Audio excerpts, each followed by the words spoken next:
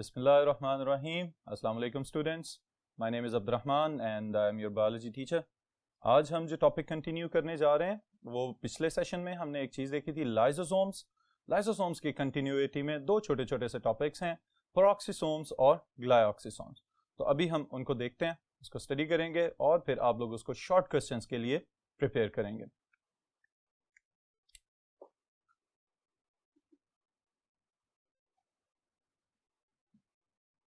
Alright students, जो organelle अभी हम डिस्कस करने लगे हैं that is peroxisome. Peroxisome it is a specialized type of lysosome. Okay, अब इसकी स्पेशलिटी क्या है वो इसके नाम के अंदर छुपी हुई है और नाम से ही आपने इसको याद रखना है। It is somehow associated with hydrogen peroxide H2O2। Alright students, और इसका फुल नेम है हाइड्रोजन पेरोक्साइड। अब सबसे पहले इसकी डिस्कवरी की बात कर लेते हैं। जो डिस्कवरर लाइसोसोम्स का था वही डिस्कवरर पेरोक्सिसोम्स का है एंड दैट इज डिड्यूव। वो और उसके कोवर्कर्स लिवर सेल्स को स्टडी कर रहे थे, वहां से उन्होंने इस ऑर्गेनेल को डिस्कवर किया।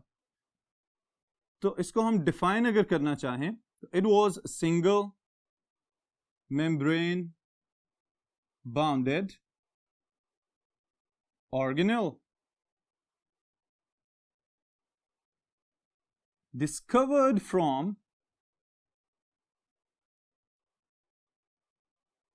liver cells। जिगर के सेल्स में से इसको डिस्कवर किया गया and it is enriched with specialized peroxidase enzymes। Okay, वैसे तो peroxidase कह देना ही एंजाइम को समझने के लिए काफी है, लेकिन आपकी आसानी के लिए मैं साथ एंजाइम का वर्ड लिख रहा हूं। ऑलराइट स्टूडेंट्स, तो लिवर सेल्स की एक्टिविटी को चेक करने के दौरान पता चला कि यहां पे लाइसोसोम्स के एक और एसोसिएट मौजूद हैं जो कि पेरोक्सिसोम्स हैं, जो कि पेरोक्सीडेज एंजाइम कंटेनिंग वेसिकल्स कहलाएंगे। ऑलराइट, अब जो स्पेशलाइज्ड एंजाइम्स पेरोक्सीडेज के अलावा इसके साथ हो सकते हैं वो भी हम यहां पे नोट कर लेते हैं, ताकि अगर आपको शॉर्ट क्वेश्चन के साथ साथ मल्टीपल चॉइस क्वेश्चन में ये सवाल पूछ लिया जाए तो आपको इसके अंदर मौजूद एंजाइम की टाइप्स का पता होना चाहिए। So the first one is peroxidase. Peroxidase, all right, the second one is catalase। इसके नाम से पता चल रहा है ये चीजों को तोड़ने के काम आता है। catalase catabolic reactions को कंट्रोल करेगा। and the third one is glycolic acid oxidase, ये भी ऑक्सीडेशन में इन्वॉल्व होगा। all right students, so ये तीन एंजाइम्स हैं present in the peroxisomes. Alright, अगर मल्टीपल चॉइस क्वेश्चन में इसके लिहाज से कोई स्टेटमेंट पूछ ली जाए तो आपको इसके एंजाइम्स के नाम याद होने चाहिए। अब फिर अगर हम इसके फंक्शन की बात करें, जो कि इसका कैरेक्टरिस्टिक फंक्शन भी है, तो वो क्या है? It is characteristic of peroxisomes. Alright, बाकी लाइसोसोम्स भी हैं, पेरोक्सिसोम्स मौजूद हैं और ग्लाइऑक्सिसोम्स भी हो सकते हैं, लेकिन ये इंडिविजुअल जो एक डिस्टिंक्शन है वो सिर्फ पेरोक्सिसोम्स के पास है, और वो क्या है कि these types of vesicles known as peroxisomes are characterized by the presence of enzymes involved in synthesis and breakdown of hydrogen peroxide। मैं उसकी शॉर्ट फॉर्म लिख रहा हूं यहां पे फॉर्मूला में, और इसको डिफाइन हमने कर दिया इसके कैरेक्टरिस्टिक पॉइंट ऑफ व्यू से कि वो वाले स्पेशलाइज्ड ऑर्गेनल्स जो किसी भी यूकैरियोटिक सेल्स के अंदर मौजूद हैं, किसी भी यूकैरियोटिक सेल में मौजूद हो सकते हैं, और ये वाले ऑर्गेनल किस लिए रिस्पॉन्सिबल हैं? हाइड्रोजन पेरोक्साइड को बनाने के लिए और हाइड्रोजन पेरोक्साइड को तोड़ने के लिए, क्योंकि इस प्रोसेस के लिए जो एंजाइम्स रिक्वायर्ड हैं they are only present inside the peroxisomes. Alright students, तो ये एक इंपॉर्टेंट शॉर्ट क्वेश्चन है आपका। अगर शॉर्ट क्वेश्चन में पूछ लिया जाए कि what do you know about the peroxisomes, तो आप उसके जवाब में ये पॉइंट्स डिस्कस कर देंगे, तो it will be an enough answer for that short question. Okay, alright students, फिर इसके साथ ही साथ मैं आपको एक एडिशनल पॉइंट बताने लगा हूं जो कि इसके फंक्शंस में आप इंक्लूड कर सकते हैं, और वो क्या है? दैट इज कि they are also involve in metabolism of fatty acids. Alright, जो लिपिड्स हैं, जो फैट्स हैं, उनके मेटाबॉलिज्म में भी पेरोक्सिसोम्स इन्वॉल्व हो सकते हैं। किस तरह से इन्वॉल्व हो सकते हैं ये मैं अगर डिटेल में यहां पे बताऊं आपको, तो the enzymes inside the peroxisomes they are also involve in conversion of long chain fatty acids into medium chain fatty acids, and these medium chain fatty acids, they are further transported to mitochondria, powerhouse of the cell,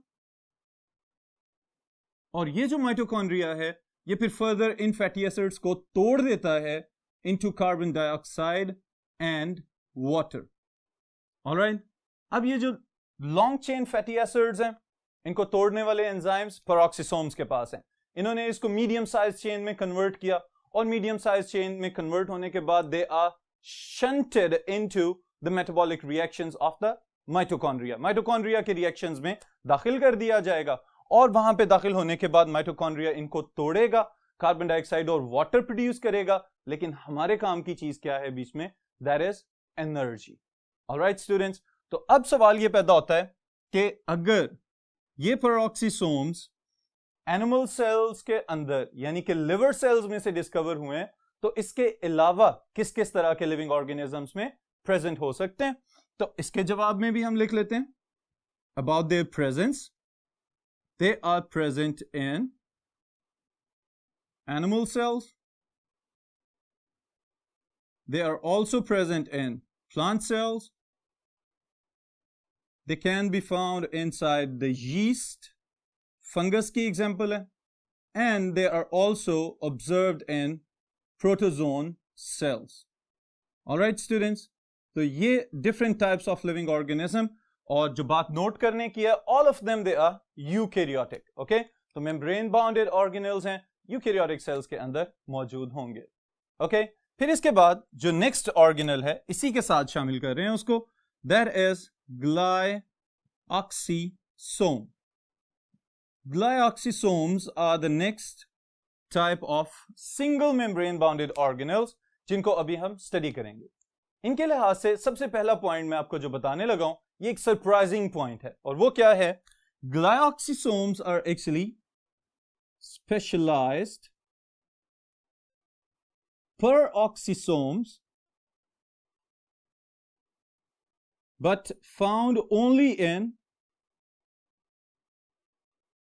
plant cells. सिर्फ plant cells के अंदर मौजूद हैं, और plant cells के अंदर भी जो इनकी प्रेजेंस है वो एक स्पेशलाइज्ड जगह पे ही हो सकते हैं, और किसी भी प्लांट के लाइफ साइकिल के अंदर एक मखसूस वक्त के लिए एक्टिव होते हैं जबकि वो जर्मिनेट कर रहा होता है।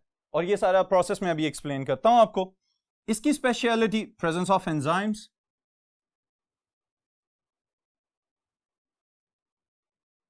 इसके पास कौन कौन से एंजाइम्स हैं? The first one is glycolic acid oxidase, जिसका काम है सारे का सारे ग्लाइऑक्सिलेट साइकिल के अंदर। And the second one is again the catalyst,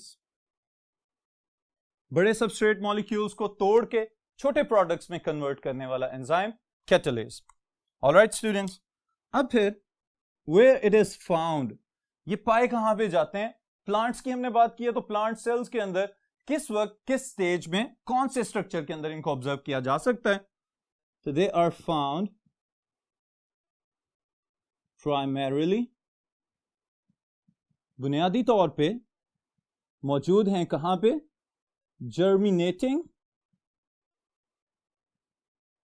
seedlings, उगते हुए जो बीज होते हैं उनके अंदर इनको आसानी से ऑब्जर्व किया जा सकता है। ऑलराइट स्टूडेंट्स, अब यहां पे इनका क्या रोल है, क्या फंक्शन प्ले कर रहे हैं, ये अभी मैं आपको एक्सप्लेन करता हूं यहां पे एक छोटी सी डायग्राम के साथ। कि फॉर एग्जांपल आप देखें जरा यहां पे कि एक छोटा सा सीडलिंग है। अब ये सीडलिंग, इसको क्यों कह रहे हैं? बीज है, लेकिन उसको फेवरेबल कंडीशंस मिली हैं और फेवरेबल कंडीशंस मिलने के बाद वो जर्मिनेट करना शुरू हो गया। उसमें से दो छोटे छोटे से आउटग्रोथ्स निकलती हुई नजर आती हैं। जो ऊपर की तरफ जाएगा that is known as plumule, जो नीचे की तरफ जाएगा that is known as radicle. Radicle से फ्यूचर में रूट्स बन जाती हैं और जो प्लम्यूल है उससे बाद में शूट या स्टेम और तना बन जाता है। ऑलराइट स्टूडेंट्स, अब ये जो स्ट्रक्चर है, इस स्ट्रक्चर के अंदर जब तक ये सीडलिंग सॉइल के अंदर है, मट्टी के अंदर है, उस वक्त तक अपनी मेटाबॉलिक एक्टिविटीज के लिए इसको एनर्जी तो चाहिए। वो एनर्जी कहां से आ रही है? ये बुनियादी तौर पे काम कर रहे हैं आपके ग्लाइऑक्सिसोम्स। ऑलराइट, अब ग्लाइऑक्सिसोम्स की एक्टिविटी, अब सीड के अंदर चलते हैं हम। सीड के अंदर फैट स्टोरेज टिश्यूज होते हैं, ऑलराइट, जिन्होंने रिजर्व फूड स्टोर किया होता है in the form of fats या ऑयल्स। जैसे कि हम लोग नॉर्मली ये जितने भी वेजिटेबल ऑयल्स वगैरह हैं, ये कहां से आ रहे हैं? डिफरेंट प्लांट्स के सीड्स में से तेल निकाला जाता है और उसको फिर फर्दर वेजिटेबल ऑयल या घी की फॉर्म में हम लोग इस्तेमाल कर लेते हैं। तो ये जो ऑयल्स हैं, these are actually the fats that are stored for the growth of the seed. जब बीज ने खुद मट्टी में से निकल के, जब तक वो इस काबिल नहीं हो जाता कि वो फोटोसिंथेसिस करना शुरू करे और अपनी ग्रोथ के लिए अपने कार्बोहाइड्रेट्स खुद से बनाए, उस वक्त तक उसको जिस एनर्जी की जरूरत है, that energy is provided by the stored food inside the seed. Alright, और उस स्टोर्ड फूड को अगर वो फैट्स की फॉर्म में है तो उसको अवेलेबल करवाना, that is the most important function और it is performed by glyoxysomes. Alright students, अब जरा देखें, these glyoxysomes they have specialized enzymes। अभी एक एंजाइम का नाम मैंने आपको बताया था, ग्लाइकोलिक एसिड ऑक्सीडेज। ओके, ये एक प्रोसेस चल रहा होता है सीड के अंदर और इसने क्या करना है? लॉन्ग चेन फैटी एसिड्स को कन्वर्ट करना है into acetyl coenzyme A. Alright, फिर acetyl coenzyme A is further converted into succinate. Alright, फिर उसके बाद सक्सिनेट से फर्दर इसको ट्रांसफॉर्म कर दिया जाएगा इनटू कार्बोहाइड्रेट्स और इन कार्बोहाइड्रेट्स को वो जर्मिनेटिंग सीडलिंग उस वक्त तक इस्तेमाल करेगा जब तक कि वो इस काबिल नहीं हो जाता कि उसका क्लोरोफिल डेवलप हो जाए और वो खुद से फोटोसिंथेसिस करने के काबिल हो जाए। ऑलराइट, इसका मतलब ये है कि अब सवाल ये पैदा होता है कि किस तरह के प्लांट्स में आपको ये ग्लाइऑक्सिसोम्स ज्यादा मिल सकते हैं। तो all those plants whose seeds are enriched with stored fatty acids, okay? वो वाले तमाम पौधे जिनके बीज के अंदर तेल स्टोर किया जाता है, जिसमें हमारे कैस्टर बीन्स हो सकते हैं, जिसमें हमारा कैनोला सीड्स हो सकते हैं, इसी तरह कॉर्न, मकई जो है इसका भी जो ऑयल है वो निकाला जा सकता है। फिर पीनट्स जो है, मूंगफली जो है, इसमें से भी समटाइम्स ऑयल एक्सट्रैक्ट किया जा सकता है। तो ये वाले सब के सब, और एक और जो इकोनॉमिकली बहुत इंपॉर्टेंट है, फ्लावर, सनफ्लावर, उसके सीड्स में से भी ऑयल्स निकाले जा सकते हैं। तो ये सब सीड्स अगर जमीन में लगाए जाएं और ये जर्मिनेट करके नया पौधा बनाए, तो ये नया पौधा कब बनेगा? जब इनके अंदर ग्लाइऑक्सिसोम्स फैटी एसिड्स को तोड़ के उस ग्रोइंग सीडलिंग की हेल्प करेंगे, तो तब एक नया पौधा फिर जमीन में से बाहर आ सकेगा। ऑलराइट स्टूडेंट्स, तो ग्लाइऑक्सिसोम्स यहीं पे खत्म होते हैं, फिर इंशाल्लाह ताला इसको कंटिन्यू करते हैं नेक्स्ट टॉपिक के साथ।